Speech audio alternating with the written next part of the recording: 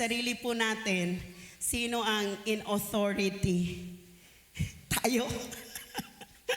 Most of the time, madalas, tayo sa bahay, madalas, si tatay at si nanay, kung minsan, si anak. Sa church, madalas, sino? Ang membro, ang leader. Pero di po yun yung kalooban ng Panginoon. Amen po ba? Amen po ba? Sa ating sarili bilang isang Kristiyano, dahil magkakapatid po tayo mananampalataya, ang nangunguna at ang in charge ay walang iba kung hindi ang Panginoong Hesukristo. Amen po ba?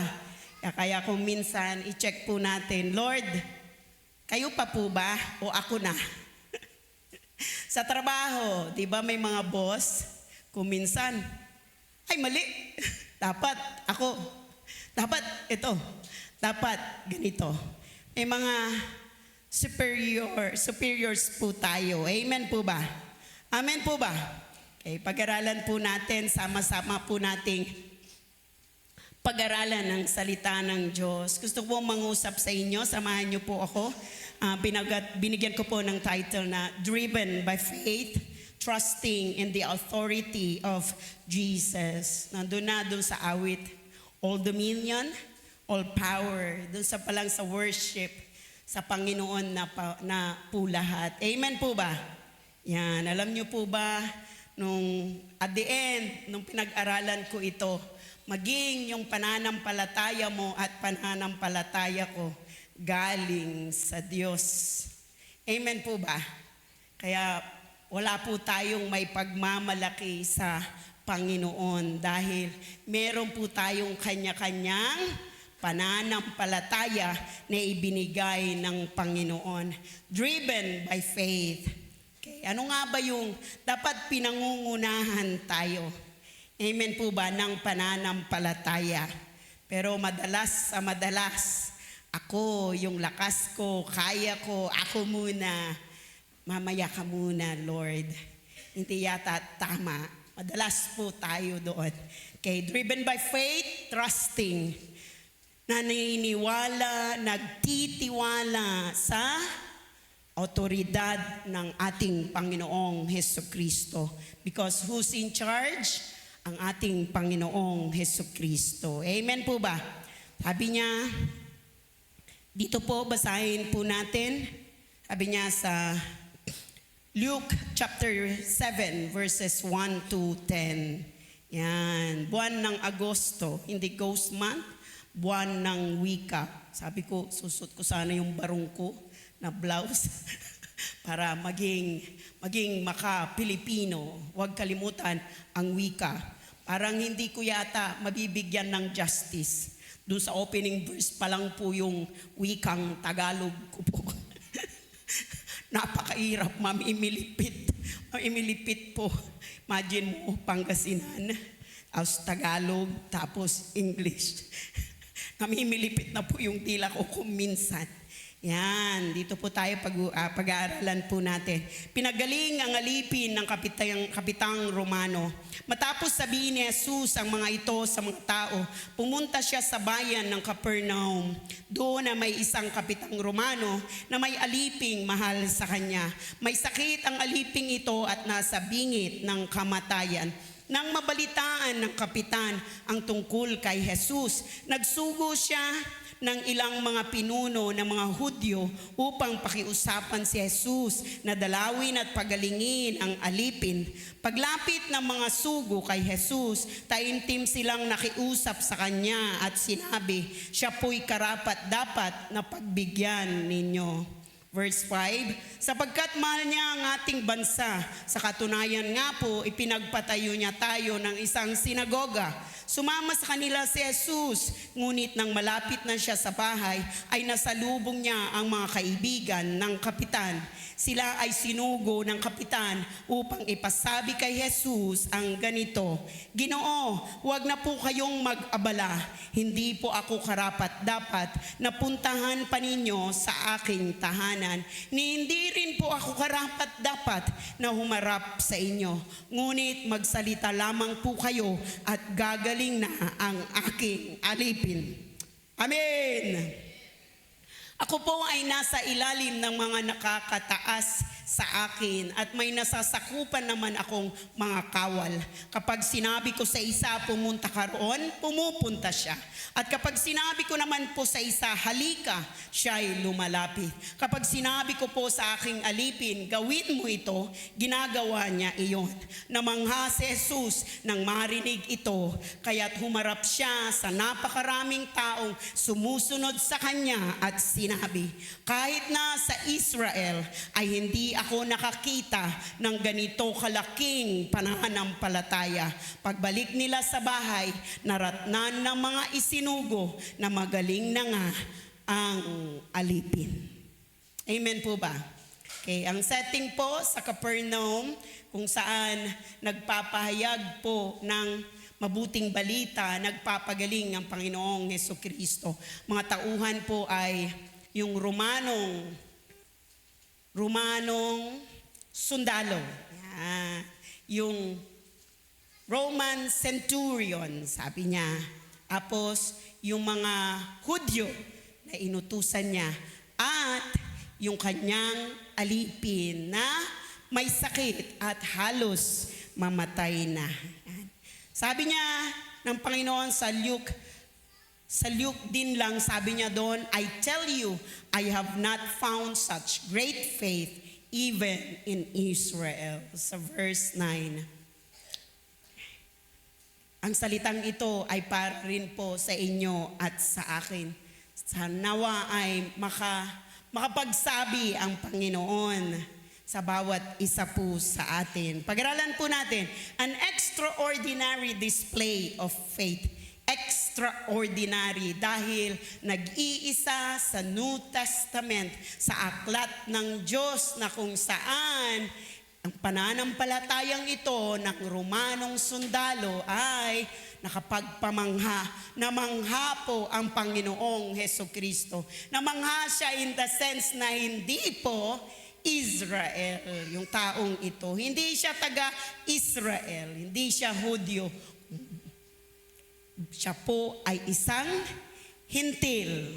Okay. Nakatira po sila, nananakop ang mga to, nakatira po sila sa lugar ng Israel. At alam po natin na wala pong association, hindi po nakikihalubilo ang ating Panginoong Hesukristo sa mga hindi taga-Israel, sa mga hintil. Pero sa kwentong ito, God, the Lord Jesus Christ, had broken cultural barriers, racial barriers. Bakit? Dahil pumunta siya, tumugon siya sa request ng Roman centurion na ito. Grabe, ano? Sana hintil po tayo that had been grafted. Amen po ba? Sino kaya sa atin ang pagsasabihan at ipagmamalaki ng Diyos? Di pa ako nakakita ng ganitong pananampalataya sa buong Israel. Amen po ba? Yan. The context, punta tayo sa context of extraordinary faith. Bakit kaya kamangha-mangha, kakaiba yung pananampalataya niya? An unlikely candidate. A Roman centurion siya. Meron siyang pinangungunahan. Commander siya ng 100 sundalo. Ang pastor, commander din ng mga tupa. Si Pastor Jaime, mga tupa ang nililid niya sa Kanawalan, MFBC. Amen po ba?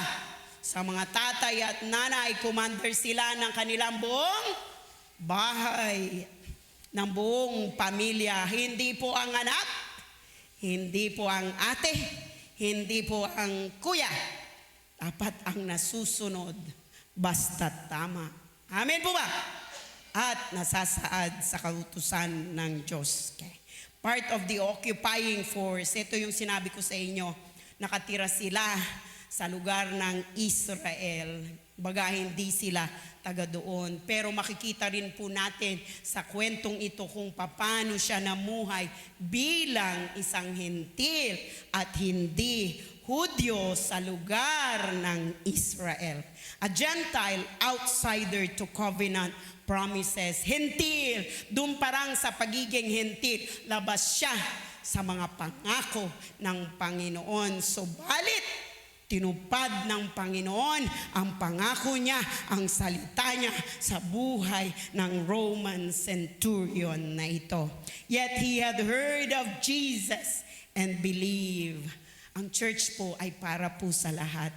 Isama po natin ang buong pamilya po natin. Kailangan po natin ang Panginoon. Kailangan mo at kailangan ko. Kailangan ng kahit na sino. Hindi po church, hindi po lugar ang church ng mga walang kasalanan.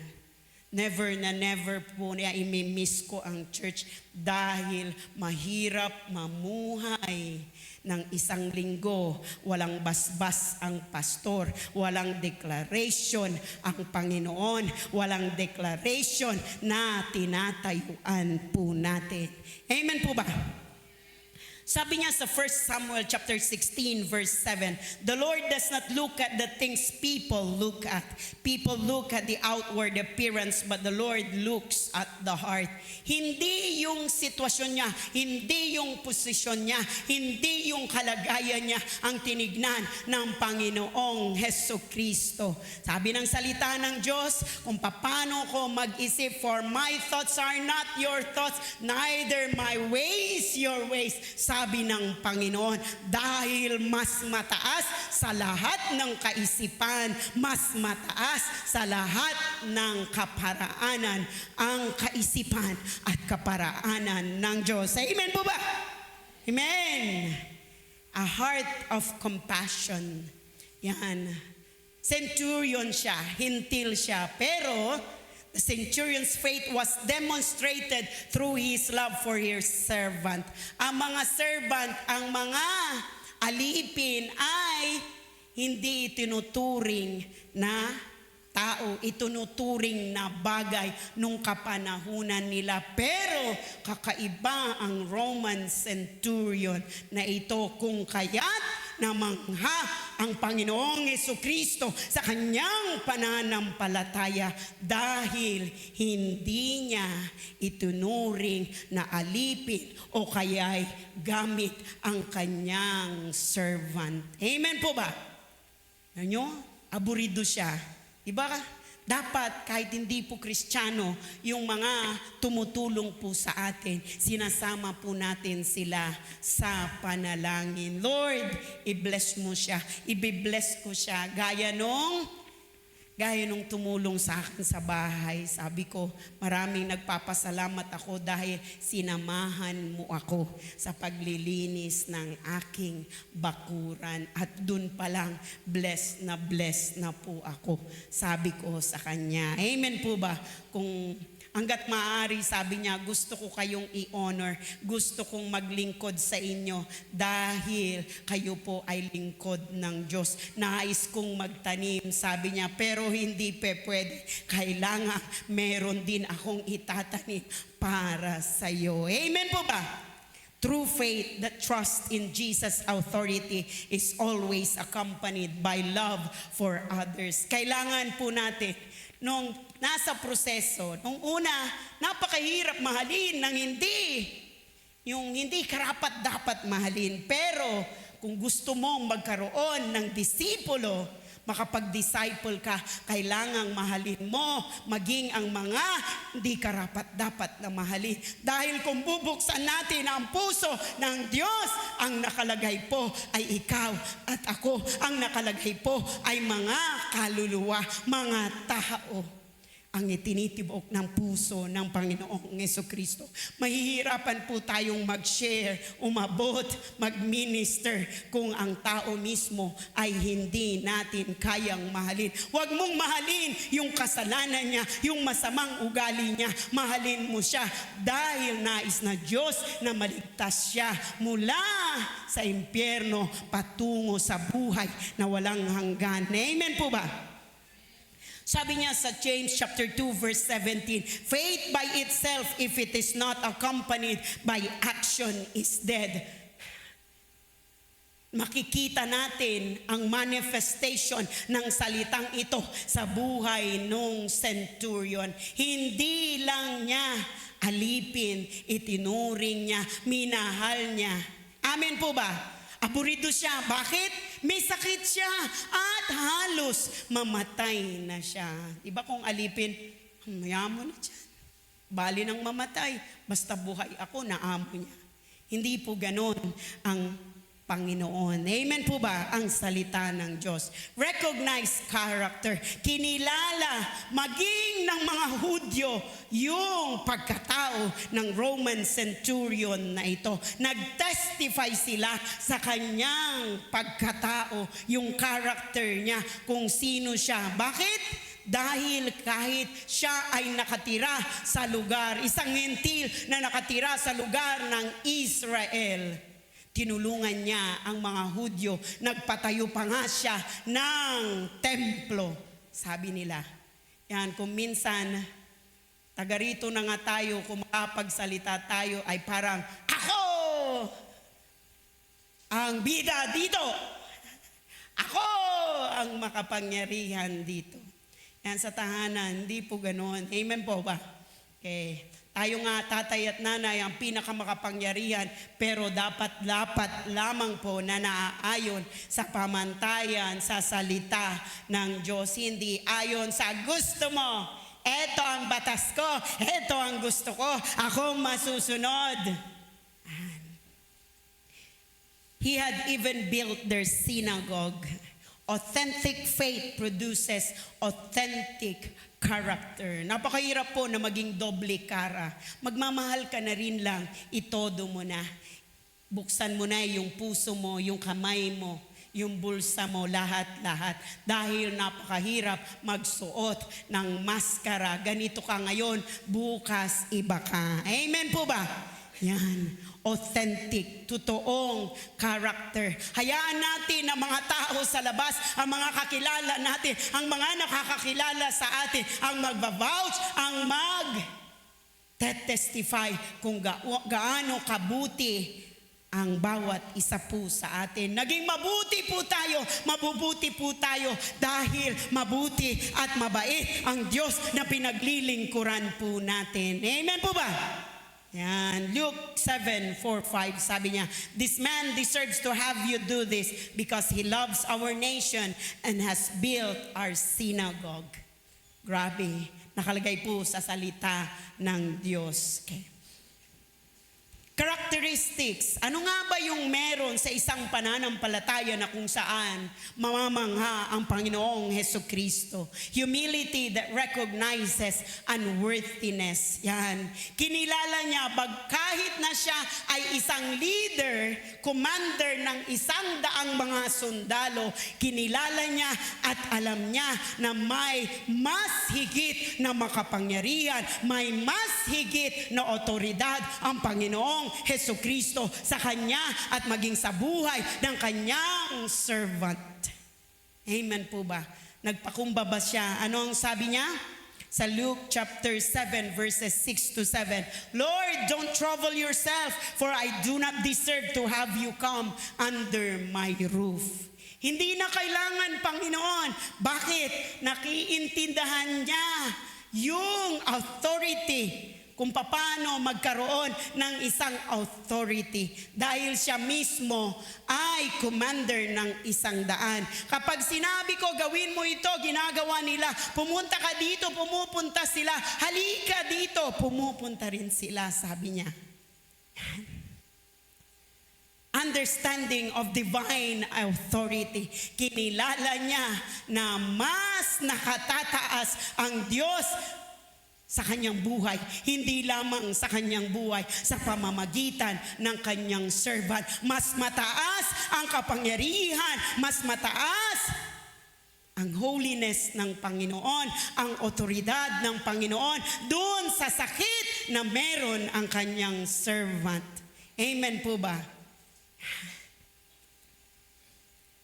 Sabi niya sa Luke chapter 7 verse 8, "For I myself am a man under authority with soldiers under me. I tell this one go and he goes." Kung kaya't sinabi niya sa Panginoon, grabe yung sinabi niya, hindi na kailangan na pumunta ka, Panginoong Jesus. Sinabihan niya yung mga inutusan niya ng mga elders na pumunta at sabihan ng Panginoong Jesucristo, papunta na ang ating Panginoong Jesucristo. Hindi tinignan ng Panginoon na siya ay isang hintil, na siya ay Roman centurion. God had broken cross-cultural barriers para bakit?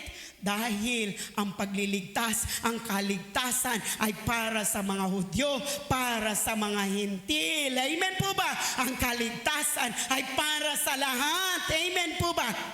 Kaya nararapat lamang po na isama ang bawat membro ng pamilya natin, ang henerasyon ng pamilya natin, ang ama, ang ina, ang anak, ang kapatid, ang mga pinsan. Pero kung minsan may mga napagod na kasi yayayain sila, sige, susunod na ako. Yung pala hindi sumunod. Nakakapagod, kaya ignite, i-refresh po natin. Amen po ba? Yan. Absolute confidence in Jesus' word. Grabe yung confidence na meron. Grabe yung pagtitiwala. Grabe yung pananampalataya ng Roman centurion na ito. Sabi niya dyan, no ritual required. Wala nang tradisyon, walang ritual na kailangan para pagalingin yung servant niya. Walang espesyal na medicine na kailangan dahil sa cross pa lang napagtagumpayan na ng ating Panginoong Jesucristo ang anumang sakit, anumang karamdaman. Lord, lalakaran ko ang katagumpayan na ginawa ninyo sa krus. Lalakad ako na malusog, walang sakit, malayo sa alumang sumpa. Amen po ba? No physical touch. Hindi kagaya nung 12 years na nagdurugo. Mahawakan ko lang. May mas matindi pa pala sa kanya. Hindi niya sinabing mahawakan niya ang laglayan ng damitan ng ating Panginoong Jesucristo at gagaling ako. No physical touch necessary. Ang sabi niya, sabihin niyo lamang, Panginoon, na siya ay magaling at gagaling siya. Grabe. Sabi ko, Lord, meron ba ako nito pananampalataya na kagaya nito? Nais ko, Panginoon, na sabihin mo rin, darating yung araw, panahon, oras na kung saan maririnig mo mula sa mga labi ko, isang anak mo, nalilinis mo, inako mo sa putikan, at ipapahayag ko. Just say the word, Panginoon. Sabihin mo. Pero sinabi na ng Panginoon, sa krus, sabi ng Panginoon, it is done, it is finished.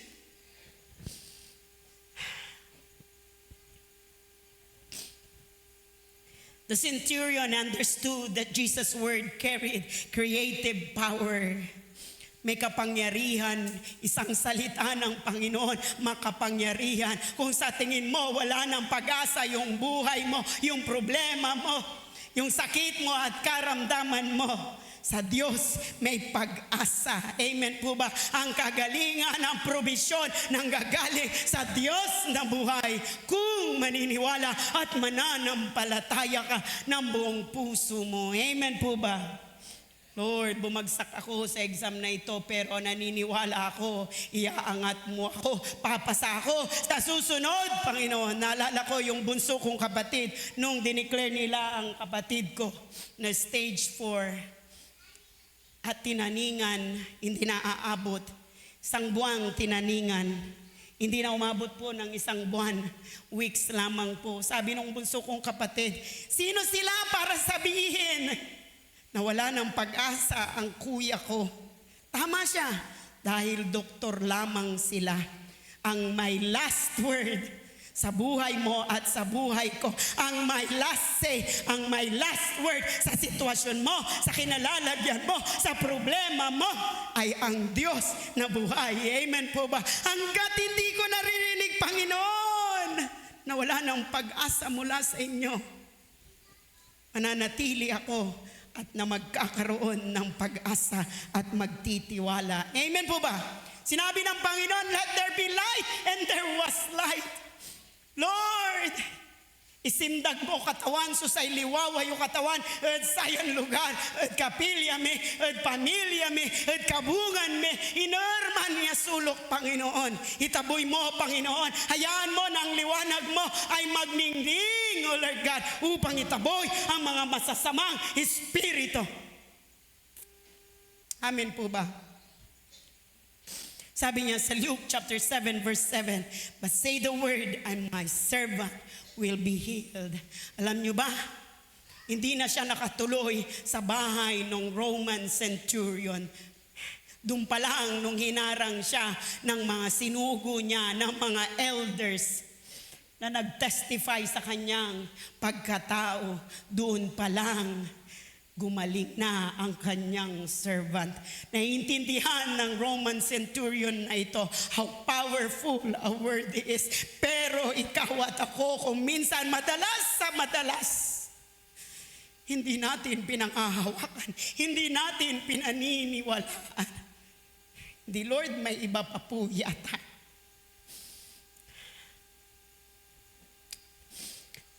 Divine amazement. Si Jesus na may lalang ng lahat ng bagay, sa kanya nagmumula ang lahat ng bagay. Nakikita niya, alam niya ang lahat ng bagay. God is not limited by time nor space. Amen po ba? Amen po ba? Okay. Namangha ang ating Panginoong Hesukristo. Naisin natin sa ating puso, sa ating buhay, Lord, nais ko na mamangha ka sa pananampalataya na meron ako. Kaya nga may kanya-kanya tayong pananampalataya. Lord, let's pray. Dagdagan mo ang pananampalataya na meron ako. Pananampalataya, oh Lord God, na mag-e-excel. Pananampalataya na i-overrule lahat ng mga negatibo, lahat ng takot na meron ako sa puso ko, sa buhay ko. Sa mundong ginagalawan natin, grabe po, nakakatakot po ang mga bagay-bagay na nangyayari. Pero hindi takot ang nais ng Panginoon na umiral sa ating mga puso at buhay kung hindi pananampalataya. Amen po ba? Sabi niya sa Luke chapter 7 verse 9, when Jesus heard this, he was amazed at him. I tell you, I have not found such great faith even in Israel. Sa sariling bansa na pinili ng ating Panginoong Hesukristo, nanggaling pa sa isang hentil. Public commendation and immediate answer. Yan. Ipinagmalaki siya ng ating Panginoong Hesukristo. Sinagot, hindi lamang siya ipinagmalaki sa madlang tao. Sinagot ng Panginoon yung hiling niya na hindi para sa kanya, para sa kanyang servant, para sa kanyang alipin. Alam ko po, bawat ina, bawat tatay, meron pong hiling, meron pong dalangin para sa pamilya natin. Amen po ba? Para sa henerasyon natin, para sa angkan natin, para sa church na ito. Amen po ba? It is dung moment na ito. Sa Luke chapter 7 verse 10 sabi niya, then the man who had been sent returned to the house and found the servant well. Dito pa lang, ino-honor ng Panginoon yung panalangin po natin. Ino-honor ng Panginoon yung pananampalataya na meron po tayo. Amen po ba? Nakikita yon at alam ng Panginoon. Ina-acknowledge yon ng Panginoon. God honored the faith of this centurion, Roman centurion na isang hentil. He challenged the crowd. Naghahanap ang Panginoon ng kagaya mo at kagaya ko na kung saan magkaroon ng ganitong pananampalataya that will break every boundary.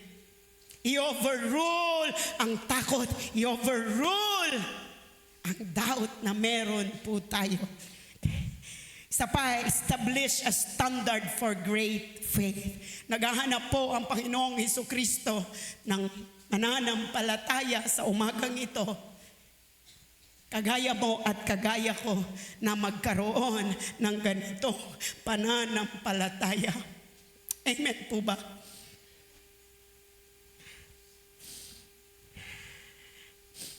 Lessons for being driven by faith. Recognize Jesus' ultimate authority. Di po natin hawak ang panahon, ang oras, ang buhay natin, ang buhay ng bawat isa sa atin, ang kalagayan ng mga mahal natin sa buhay, ng pamilya po natin, maging ng church na ito.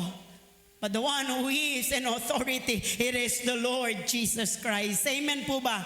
Sa lahat ng sakit at karamdaman, napagtagumpayan ko na maging ang kamatayan, sabi ng Panginoong Hesukristo.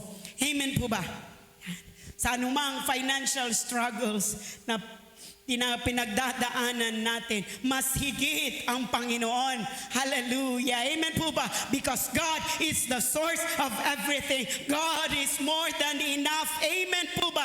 To supply, for Jesus is our Jehovah Jireh. Amen po ba? Sapat yung mana sa araw-araw na mamumuhay tayo. Amen po ba? Panghawakan po natin at kunin natin ang salita ng Panginoon, ang pangako niya. Ang pangako ng Diyos ay para sa iyo at para sa akin. Bakit? Tinanggap natin ang Panginoon, naniniwala, nananampalataya tayo. Bilang Diyos at tagapagligtas natin ang Panginoon. We are heirs of the kingdom of God. Amen po ba? Family problems. Mas greater ang Panginoon. God is in complete authority, the highest authority in terms of sickness and diseases, in terms of financial struggles, in terms of family problems, in terms of spiritual battles, and even death itself. Sabi niya sa Matthew chapter 20 verse 18, all authority in heaven and on earth has been given to me. Hawak-hawak ng Panginoong Hesukristo ang susi. Amen po ba?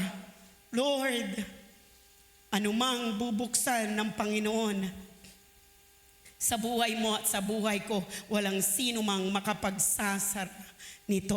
At anumang isinara na pintuan ng Panginoon sa buhay natin, walang sino mang pwedeng bumukas nito.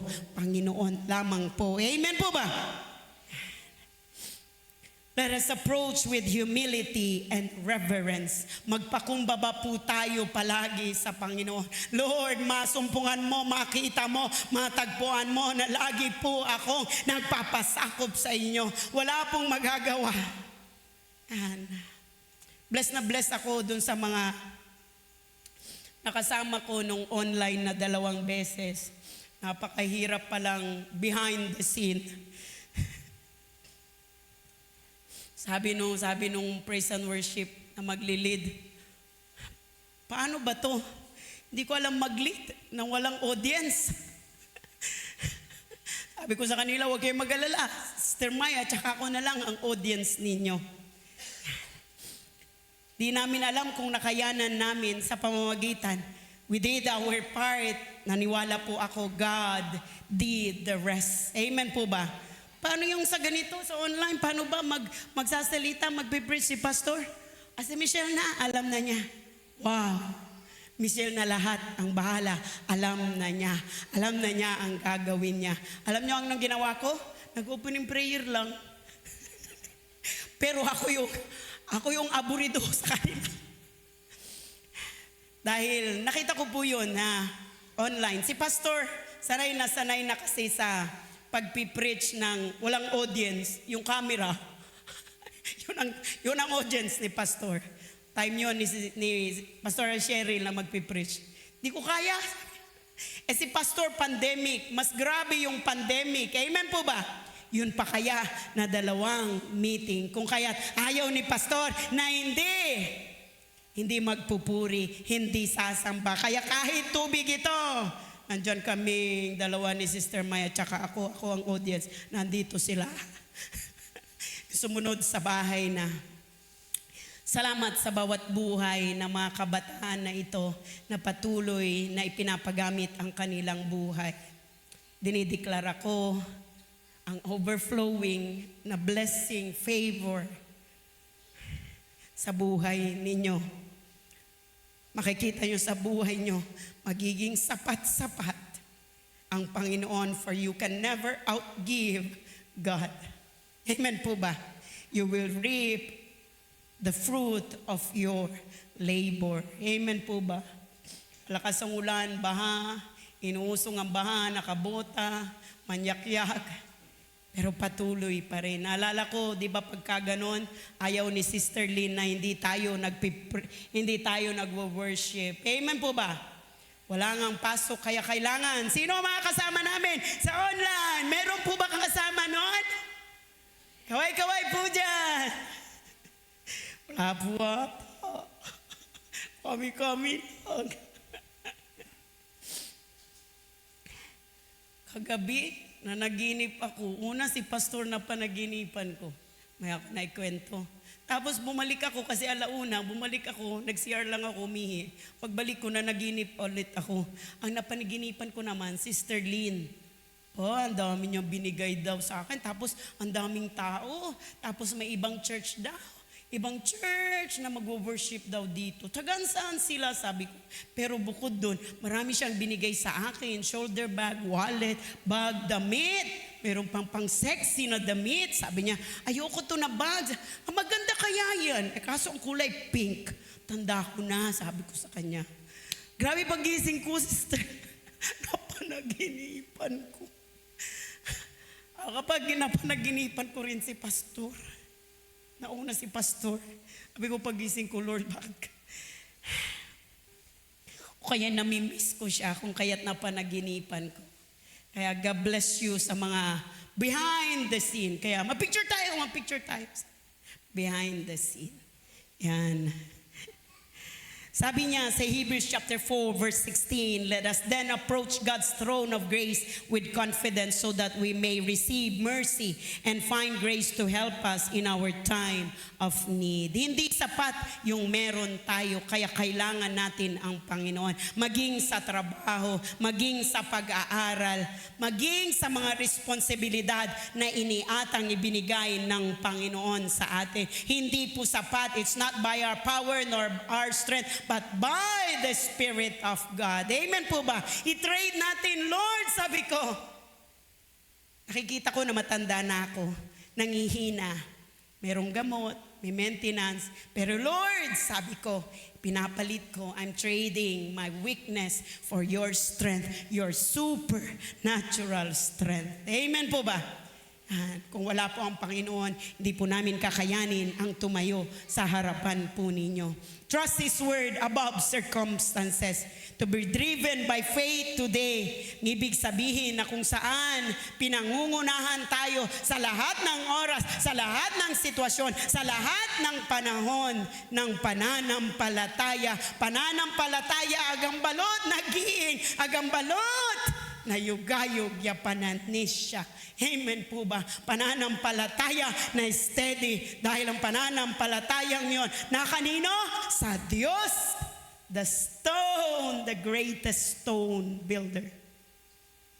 Trusting God's promises when the bank account, pag wala ka ng pera, Lord, wala na akong pera, pero mamaya magkakaroon ako ng pera.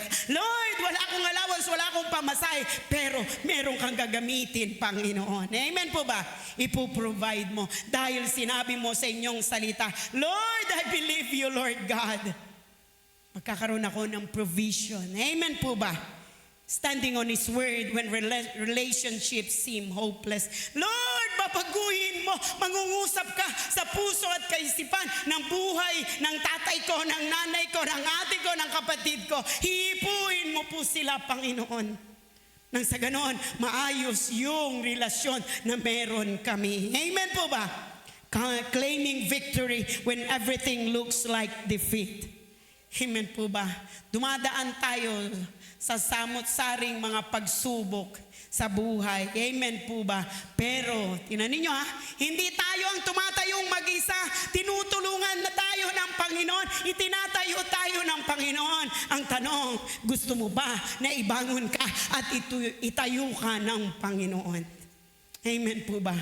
Kailangan po nating lumapit sa Panginoon. Kailangan po nating tumawag sa Diyos na buhay. Dahil our help comes from the Lord. Hindi po nanggagaling yung tulong natin, yung kaligtasan natin, yung provision natin, yung kagalingan natin sa ibang tao. Nanggagaling sa Diyos. Amen po ba?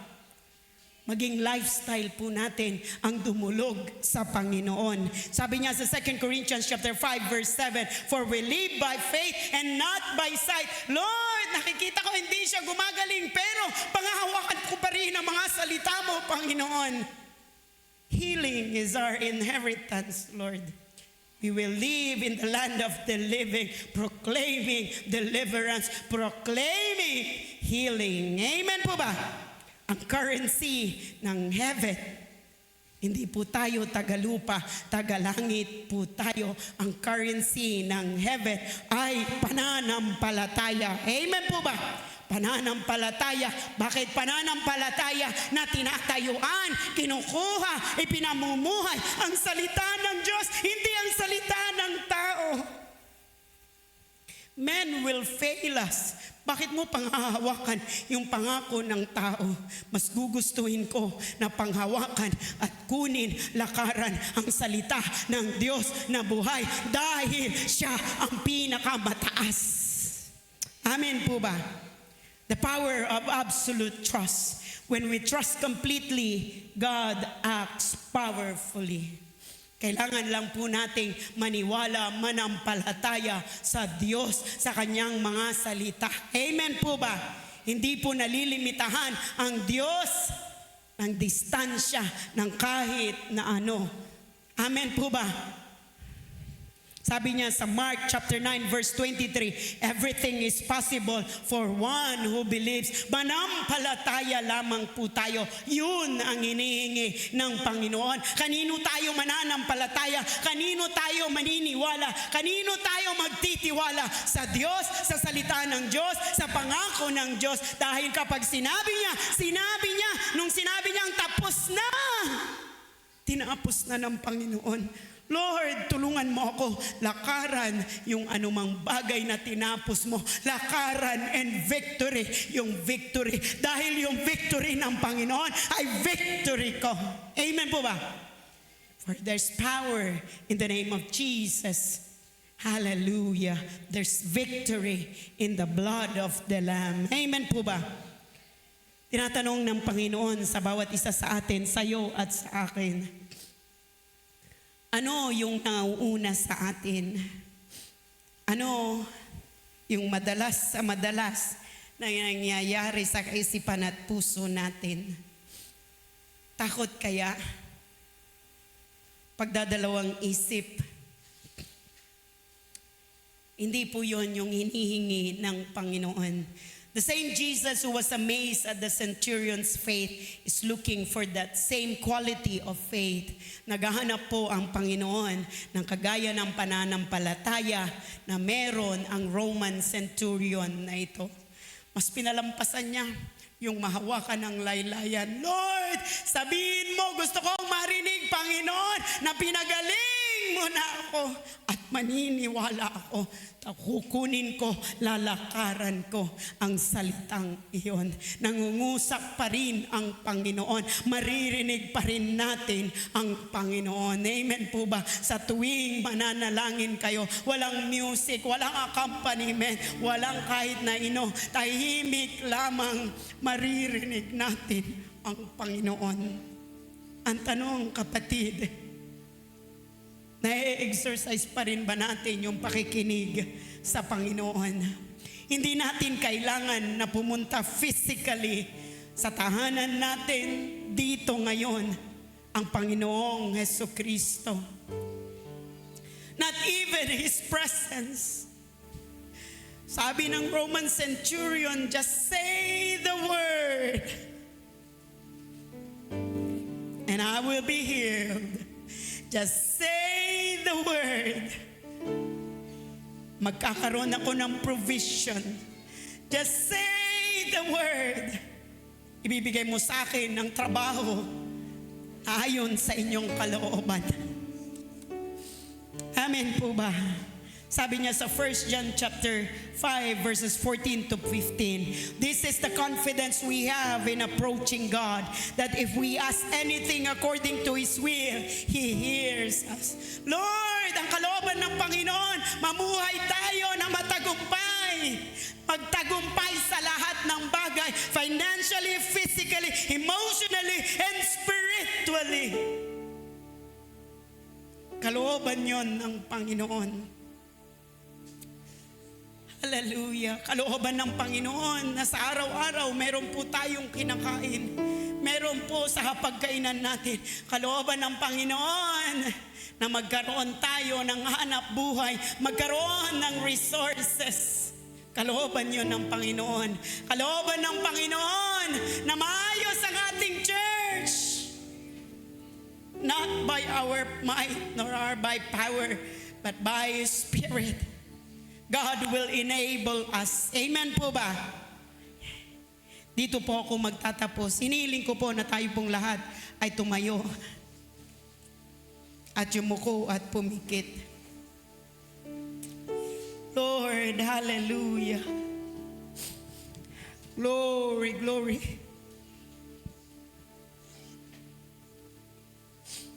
Turuan mo kami, Panginoon, O Lord God, na magkaroon ng pananampalataya kagaya ng Roman centurion na ito, Panginoon, na hindi niya kinailangan ang presence mo, Lord God. Ang sabi niya, sabihin mo lamang, Panginoon, sabihin mo lamang na ako ay magaling at ako ay gagaling, Panginoon. Sabihin mo lamang, O Lord God, magiging sapat-sapat po, O Diyos. We dedicate to you our lives sa umagang ito, O Lord God. Hallelujah. Binibigay po namin sa inyong paanan, O Lord God, ang aming mga buhay, ang aming mga puso, O Lord God. Ang lahat ng mga dala-dala namin, ang mga bigatin, O Lord God. Inilalagak namin, O Lord God, sa inyong paanan, O Lord God. Alam mo ang kalagayan ng bawat isa sa amin. Alam mo ang pangangailangan ng bawat isa sa amin, O Lord God. Alam mo kung dumadaan kami sa samot-saring, O Lord God, mga problema, O Lord God. Hallelujah. Alam mo, Panginoon, kung dumadaan kami, O Lord God, sa mga bigat ng mga problema, O Lord God, sa mga persecution, O Lord God, the testing of our faith, O Lord God. Hallelujah. Dumadaan, O Lord God, sa iba't ibang sakit at karamdaman, Panginoon, O Lord God, na kung minsan walang lunas, O Lord God. Hallelujah. Dumadaan, O Lord God, sa kawalan, Panginoon, O Lord God. Kawalan, O Lord God, ng provision, Panginoon, O Lord God. Hallelujah. Oh, kilala mo ang bawat isa sa amin, Panginoon, O Lord God. Kilala mo sila, O Lord God. Hallelujah. Oh, I'm lifting them up unto your throne of grace and mercy, O Lord God. Abutin mo, Panginoon, O Lord God, ang mga kapatiran ko na ito, Panginoon, O Lord God. Ang bawat isa sa amin, mula sa pinakabata hanggang sa pinakamatanda, Panginoon, O Lord God. Abutin mo sila, katagpuin mo ang bawat pangangailangan, O Lord God. Mang-usap po kayo, Panginoon. Hayaan niyo po ng banal na Espiritu, mga angels mo, Panginoon, O Lord God. Ministering angels or warring angels, O Lord God, that will minister unto them, O Lord God. That will speak unto them, O Lord God. Ipaalala mo ang mga tunay, buhay at totoo na mga salita mo, mga pangako mo, Panginoon, O Lord God, that you are for us, in us and through us, O Lord God, and never against us, O Lord God. Oh, Rabashenda, Rabaganda. Rabaganda. Hayaan mo, Panginoon, na ang pagtagumpayan mo ay maging katagumpayan namin, Panginoon, O Lord God. Lalakaran namin, ipapamuhay namin, O Lord God. Magkakaroon ng katuparan sa buhay namin bilang isang anak mo, Panginoon, O Lord God. Dahil kayo po ang Diyos at tagapagligtas namin, Panginoon, O Lord God. Oh, that you are, O Lord God, the ultimate authority, O Lord God, who is in charge, O Lord God, of our lives, O Lord God, of this place, O Lord God, of this church, O Lord God. Oh, Rabashanda. Yaya Rabakura Basanda. Oh, glory, glory, glory, glory. Oh, Rabashanda Rabakanda. Hindi man naman namin nakikita, oh Lord God. Hallelujah. Patuloy pa rin na maniniwala, mananampalataya kami, O Lord God. Hallelujah. Mansan siya, susay panani siya, may kadawahan, O Lord God. At say si kayo, O Lord God. Panani siya, yagang palot, nagi, nasay anto kaman, ya sitwasyon, at bilay may katawan, O Lord God. Mantultuloy kami, O Lord God. Mansan siya, may katawan, magnayon, yamani siya, O Lord God. Umpagod, at say si kayo, manmadala, at saray salita yung katawan, O Lord God. Oh, Rabashande. Oh, Ramakura Bashanda. Glory, glory, glory. Dagdagan mo ang pananampalataya na meron kami, Panginoon, O Lord God. Hallelujah. Pananampalataya na kung saan, O Lord God. Hallelujah. Mamamanga po kayo, Panginoon, O Lord God. Dahil ang pananampalatayang ito, O Lord God, nakatuon sa inyo, sa mga salita nyo, O Lord God. It will defy everything. It will defy sickness. It will defy financial problems, O Lord God. Oh, Ramakura Bashande. Glory, glory, glory, glory. Oh, Rabashande Rabakande. Glory, glory, glory. Thank you, Lord. Maraming salamat sa umagang ito at sa araw na ito, Panginoon, O Lord God. Hallelujah. Naiyasik ang mga salita mo, Panginoon. Hayaan mo na manatili sa aming mga puso at kaisipan, O Lord God. Magkaroon ng bunga, Panginoon, O Lord God. Hallelujah. Oh, bulyanan yung katawan, O Lord God. Garutan pikakasi mi, O Lord God. Mamamiskag na saray pugmi, saray siku may katawan, O Lord God. Yamang pikasi, honda mumo, tanong tawag, at si kayo, O Lord God. Umbiskag, susaray pananis siya mi, O Lord God. Umbiskag, susay kamarerwa mi, tan espiritu mi katawan, O Lord God. Oh, Ramakura Bashanda said, Lord, your word will not return to thee void, but rather it shall accomplish the things to which you have given it, O Lord God. Lord, in the name of Jesus and by the blood of the Lamb, O Lord God, by the power of the Holy Spirit, O Lord God, let your anointing break every yoke, O Lord God, of bondages, O Lord God. Hallelujah. Of fear, O Lord God, of doubt, O Lord God, of unbelief, O Lord God, of discouragement, O Lord God. Anuman, Panginoon, inilalagay at sinisiksik ng kaaway, O Lord God, sa aming mga kaisipan, O Lord God. We uproot it, we pluck it, O Lord God. We command it to go and live in the name of Jesus. Oh, Ramakura Bashanda Rabakanda. Oh, Ramashanda. Take off your hands, Satan, for we are the children of God. Oh, Rabakanda. The victory of the Lord Jesus Christ is our victory. It is my victory. Oh, Ramakura Bashanda.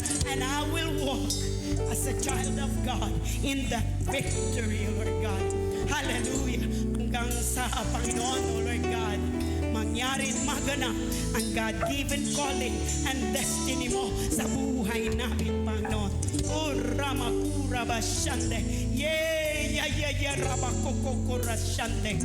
Glory, glory, glory. Hallelujah. Oh, release, O Lord God. Release the fruit of the Spirit, O Lord God. Release peace that passeth all understanding. Release your provision, O Lord God. Release your providence, O Lord God. Hallelujah. Oh, Rabashinda, Rabarabakanda. Glory, glory, glory. Ibabalik niyo, Panginoon, anumang sinira, ninakaw, O Lord God. Pinatay ng kaaway, Panginoon, sa aming mga buhay, Panginoon, O Lord God. Hallelujah. Simula sa araw na ito, Panginoon, O Lord God, we will walk by faith, O Lord God. Hallelujah. Oh, Ramashakta Rabakanda. Maraming salamat, Panginoon, O Lord God. We give you the highest praise, glory, and honor, O Lord God. In the name of Jesus. At ang lahat ng anak ng Diyos, pumalakpak, sumigaw,